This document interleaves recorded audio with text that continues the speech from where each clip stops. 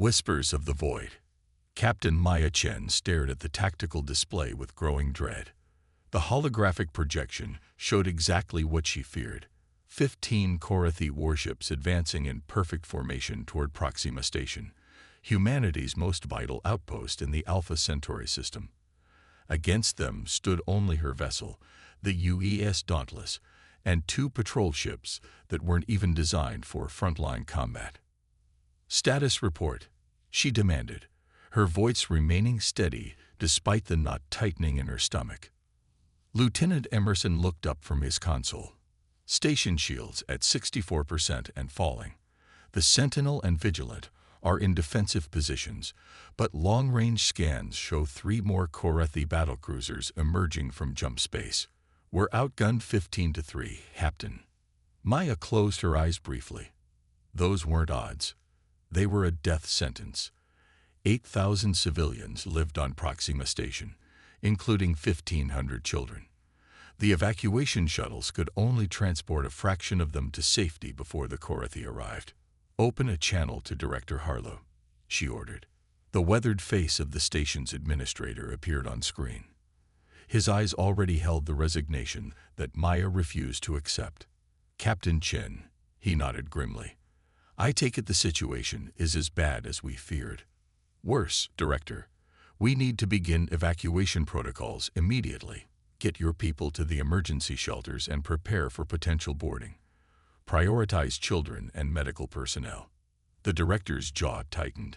"Captain, we have 8,000 civilians. The shelters won't hold everyone, and the evacuation shuttles can only take 2,000 at most." "Then prioritize the children and medical personnel," Maya repeated. "We'll buy you as much time as we can."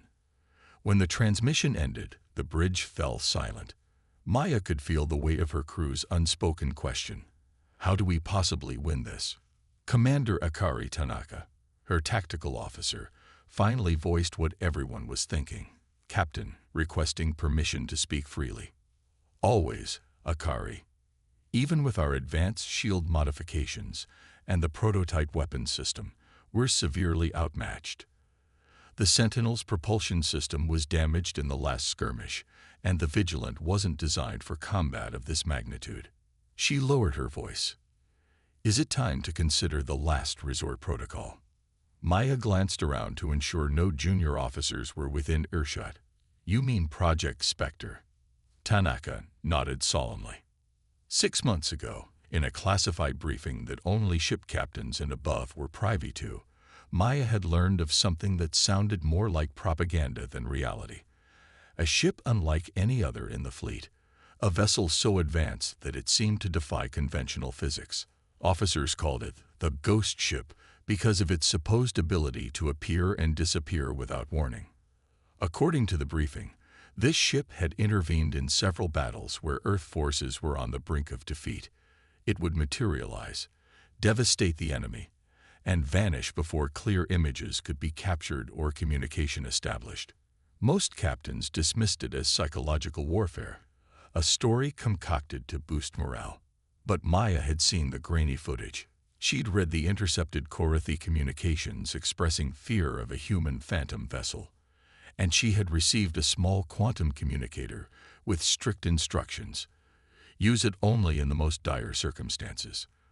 "The existence of Project Spectre is still classified, Commander," she said quietly, "and there's no guarantee they would respond, or even that they exist at all. With respect, Captain. If not now, when?" Before she could answer, the ship's eye spoke. "Captain, the Korathi fleet has increased speed. Estimated time to weapons range: 6 minutes. Maya straightened her uniform. "Battle stations. All hands prepare for combat. Lieutenant Emerson, coordinate with the Sentinel and Vigilant. Execute defense pattern Delta 6. As her crew rushed to their positions, Maya reached into her pocket and felt the small quantum communicator. "Not yet," she thought. "I need to be certain this isn't just a legend." The first volley from the Korathi ships came precisely as predicted. The Dauntless shuddered as energy blasts impacted against its shields. "Shields holding at 79%, reported Emerson. returning fire. On the main view screen, Maya watched as the dauntless advanced railguns launched hypervelocity projectiles at the lead Korethi ship. The impacts were visible, bright flashes against the enemy's barriers, but not enough to penetrate. "The Vigilant is taking heavy fire," called out the communications officer. "Their shields are failing." Maya's hand closed around the quantum communicator in her pocket. Still, she hesitated. If the ghost ship was merely propaganda, activating the beacon would change nothing. And she would have revealed that she had fallen for a morale-boosting fairy tale. Another blast rocked the Dauntless. "Direct hit to our port shield emitter," Tanaka reported. "Shields down to 53%. The Korethi are concentrating fire on our weapon systems." Through the view screen, Maya watched as one of the patrol ships, the Vigilant, erupted in a ball of flame. The cries of her bridge crew confirmed what her eyes refused to believe. 115 crew members, gone in an instant. "Captain," Emerson's voice cracked. "The Sentinel's captain is requesting permission to attempt a ramming maneuver against the Korethi flagship. They've sustained critical damage to life support." Maya felt the weight of command press down on her shoulders like a physical force. The Sentinel's captain was proposing suicide. A noble but futile gesture that wouldn't even dent the Korethi advance. She made her decision. "Negative," she responded firmly. "Order the Sentinel to fall back and assist with evacuation efforts at the station." Maya pulled the quantum communicator from her pocket. The device was smaller than her palm, a simple black disk with a single recessed button at its center. No markings, no indicators, nothing to suggest its supposed importance. "Commander Tanaka, you have the bridge," Maya said, rising from her captain's chair. "Continue evasive maneuvers and targeted fire on their lead vessels. I'll be in my ready room." The questioning look in Tanaka's eyes was clear, but the commander simply nodded. "Aye, Captain." In the privacy of her ready room, Maya stared at the small device. If this was a hoax, activation would change nothing. If it was real, what exactly was she calling upon? The briefing had been deliberately vague about the ghost ship's capabilities and origins. Another impact rocked the ship. Through the door, she heard Tanaka shouting orders as damage reports flooded in. Maya pressed the button. Nothing happened. No confirmation, no signal, no indication that the device had done anything at all. She waited 10 seconds, then 20. Nothing. A myth after all, then. Maya closed her eyes, feeling the crushing weight of responsibility. She had gambled on a fairy tale while her crew died and civilians waited for salvation that wouldn't come. "Captain, to the bridge." Tanaka's urgent voice came through the intercom. "Unknown vessel detected." Maya rushed back to the bridge, her heart pounding. On the main view screen, space itself seemed to ripple and distort approximately 10,000 kilometers from their position.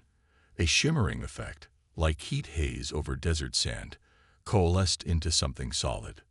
A ship materialized from nowhere. It wasn't large, perhaps half the size of the Dauntless, but its design was unlike anything Maya had ever seen. No visible propulsion systems, no conventional weapons ports.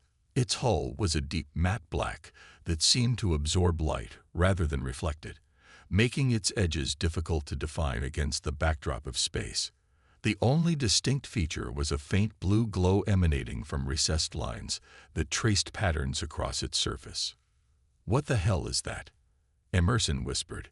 The bridge fell silent as the mysterious vessel hung motionless in space, directly between the Dauntless and the approaching Korethi fleet. "Are they responding to hails?" Maya asked, hardly daring to hope. The communications officer shook his head. "No response on any channel, Captain. But the Korethi have stopped their advance." Indeed, the enemy fleet had halted their approach, their tight formation now spreading out as if preparing for a new threat. "They recognize it," Tanaka said softly. "Look at their formation change. They know what that ship is." Before Maya could respond, the mysterious vessel began to move. Not gradually, with the measured acceleration of conventional engines, but with a sudden burst of speed that the targeting systems could barely track. One moment it was stationary. The next, it was among the Korathi fleet. "Magnify," Maya ordered. The view screen zoomed in on the mysterious ship as it weaved between the massive Korathi vessels with impossible agility. There was no visible weapons fire, no energy beams or projectiles, but wherever the black ship passed, Korathi systems failed. Shield emitters went dark. Weapon ports closed. Engines shut down. "It's not destroying them," Tanaka observed, wonder in her voice. "It's disabling them."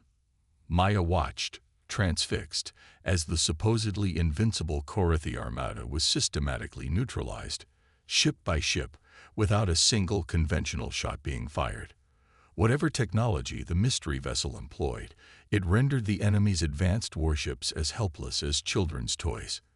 Then, as suddenly as it had appeared, the black ship halted directly in front of the Korathi flagship. "Captain," the communications officer called out, "we're receiving a transmission.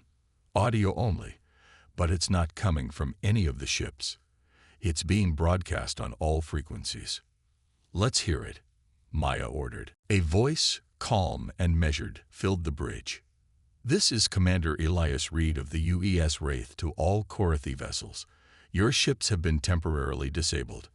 You will power down all remaining weapons systems, recall your boarding parties, and withdraw from this system immediately." This is not a negotiation. There was a pause before the voice continued. "To the Dauntless, hold position. The threat will be neutralized." The transmission ended, leaving the bridge in stunned silence. "The UES Wraith," Maya whispered. "Not a ghost ship, but something far more real, and far more powerful than even the rumors had suggested." As they watched, the Korathi ships began to slowly turn away. Their formation broken, their advance halted. One by one, they limped toward the jump point, retreating from a battle they had been moments from winning. The mysterious ship, the Wraith, remained motionless, its mission apparently complete. "Captain," Emerson said, his voice still shaking with disbelief, "the Wraith is hailing us. Private channel." Maya nodded. "I'll take it in my ready room." As she left the bridge, she heard the excited murmurs of her crew. The legend was real. The ghost ship existed, and somehow, through the quantum communicator, she had summoned it. In the privacy of her ready room, Maya activated her personal view screen. The image resolved to show a man in his early 40s, wearing a uniform similar to hers, but with subtle differences. No rank insignia, no unit patches. Just the simple Earth defense insignia on a matte black uniform. "Captain Chen," he said, nodding slightly. "Commander Elias Reed. I believe we have a lot to discuss." The Wraith emerges. "Commander Reed," Maya responded, studying the man before her. His features were sharp, his dark hair streaked with premature silver at the temples. But it was his eyes that caught her attention. Intense, focused, yet carrying a weariness that spoke of battles she couldn't imagine. "I have 1,000 questions, but first, thank you for responding to our distress call." Reed's expression remained neutral. "The quantum beacon you activated is precisely for situations like this. Though I admit, we weren't expecting the Korathi to commit so many resources to this sector." "The Wraith," Maya said, testing the name on her tongue. The rumors didn't do it justice. A ghost of a smile crossed Reed's face. "That's intentional, Captain. Rumors serve their purpose. Reality often needs to remain classified. Your ship's capabilities, I've never seen anything like it. You disabled an entire Korathi battle group without firing a conventional shot. Quantum disruption technology," Reed explained, though his tone suggested he was simplifying greatly. "We don't destroy unless necessary. The Korathi ships will regain full functionality once they're safely back in their territory." Maya leaned forward. "Commander, the Proxima Station evacuation is still underway. We have thousands of civilians who need protection until—" "Will remain until all civilians are secure," Reed interrupted. "But there's another matter we need to discuss. May I come aboard?" The request surprised her. "Of course." I'll meet you in docking bay 3. 20 minutes later, Maya stood in the dauntless docking bay alongside Commander Tanaka and Lieutenant Emerson. The bay doors opened to reveal a sleek black shuttle, similar in design to the Wraith itself, settling onto the deck with barely a sound. When the shuttle's hatch opened, Commander Reed emerged alone. Up close, he was taller than Maya had expected, with the measured movements of someone accustomed to operating in zero gravity. Commander Reed, Maya extended her hand. Welcome aboard the Dauntless. Reed shook her hand firmly. Thank you, Captain Chen. Your reputation precedes you, as does yours, apparently, though until today, I wasn't certain you actually existed. That's by design, Reed said. Is there somewhere we can speak privately? Maya led Reed to the ship's conference room. Once the doors sealed behind them, Reed's demeanor changed subtly, less rigid, more candid. Captain, what I'm about to tell you is classified beyond your current clearance level. I'm only authorized to share this information because of what happened today. Maya nodded, preparing herself. The Wraith isn't just an advanced warship, Reed began. It's a prototype for an entirely new approach to space combat. Conventional weaponry, no matter how advanced, will always be countered eventually. The Korathi proved that when they developed shields capable of withstanding our most powerful railguns. But the Wraith doesn't use conventional weapons, Maya observed. Correct. Instead of trying to breach enemy defenses, we simply render them irrelevant. Reed activated a small holographic projector he brought with him. Above it appeared a detailed schematic of the Wraith. The ship operates on principles of quantum entanglement and field manipulation. Put simply, we can temporarily entangle our systems with enemy vessels and induce controlled system failures. No projectiles, no energy beams, nothing to shield against. Maya studied the schematic with growing amazement. This technology, it's decades beyond our current capabilities. Not decades, Reed corrected. Just carefully contained. The Wraith program has been operational for 3 years. We have 5 vessels currently deployed across key strategic sectors. 5.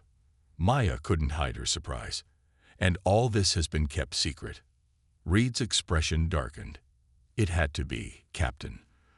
The technology behind the Wraith is problematic. Problematic how? Reed hesitated before continuing.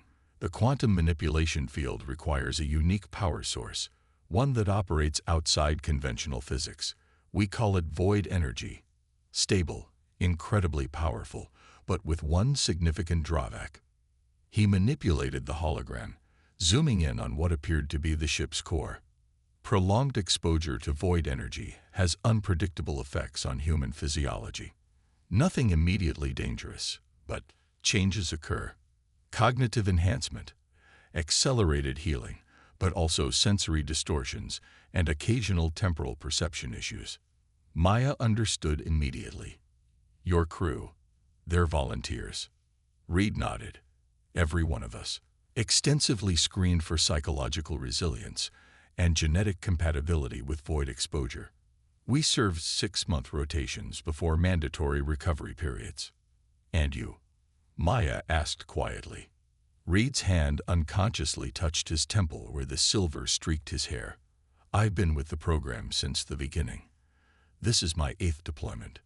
The implications weren't lost on Maya. Whatever these changes were, Reed had experienced more than most. Commander, why are you telling me this now? Reed deactivated the hologram. Because the Korathi retreat is temporary.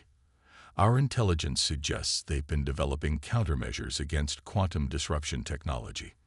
Today's encounter will accelerate those efforts. You think they'll be back? I know they will, Reed confirmed. And next time, they'll be better prepared, which is why Fleet Command has authorized me to offer you a proposition. Maya leaned forward. I'm listening. The Dauntless is scheduled for a refit next month. Instead of the standard upgrades, we're offering to integrate a scaled-down version of our quantum disruption technology into your systems. Not the full capabilities of the Wraith that would require structural changes your ship can't accommodate, but enough to give you a significant edge. At what cost? Maya asked, sensing there was more. You and a select crew would undergo specialized training at our facility on Titan. And, Reed hesitated, limited exposure to void energy would be unavoidable during operation of the new systems. Maya understood the implications immediately. The physical changes Reed had mentioned would affect her and her chosen crew. This is a volunteer-only assignment, Captain, Reed emphasized. We're approaching commanders of 3 other vessels with similar proposals. Together with the Wraith program, we're creating what Command calls the Shadow Fleet, conventional vessels with unconventional capabilities. Maya's mind raced with the possibilities and the risks. And if I decline, then you return to your normal duties with a commendation for today's actions, and this conversation never happened. Before Maya could respond, the ship's alert system activated. Captain to the bridge. Lieutenant Emerson's voice came through urgently. Maya and Reed rushed to the bridge, where the tactical display showed 3 Korathi vessels had broken from the retreating fleet and were making a desperate charge back toward Proxima Station. They're on a suicide run, Tanaka reported. Engines overloading, weapons hot. Reed immediately activated his communicator. Wraith, this is Commander Reed. Intercept the breakaway group. Authorization. Phoenix Protocol. On the view screen, the Wraith suddenly shimmered into visibility directly in the path of the oncoming Korathi ships. But this time, instead of the subtle approach it had used before, brilliant blue energy erupted from the vessel's hull patterns. The energy coalesced into what appeared to be a translucent field that expanded outward in a rapidly growing sphere. When the field touched the first Korathi ship, the effect was immediate and devastating. The vessel simply stopped.